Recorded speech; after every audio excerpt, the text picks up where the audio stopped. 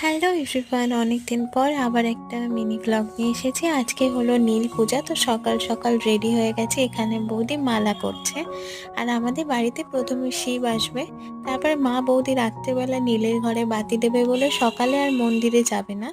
আমি আর ভাই সকালে মন্দির থেকে পুজো দিয়ে আসবো। সেই মতন আমি আর ভাই বাড়ির শিবকে চান করিয়ে সকালে মন্দির থেকে একেবারে পুজোটা দিয়ে এসেছিলাম। আর তারপরে আমাদের সকালের ব্রেকফাস্টে আজকে ছিল ছাতু মাখা।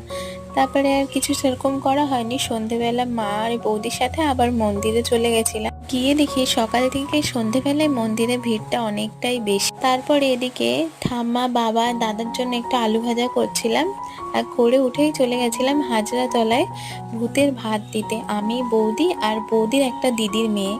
তো সবাই মিলে বেশ মজা করতে করতে গেছিলাম। আর ওদিকে তো এতটাই অন্ধকার, সেরকম ভাবে কিছু দেখানোই হয়নি। এইভাবেই কাটলো আমার দিনটা। জানিও কেমন লাগলো।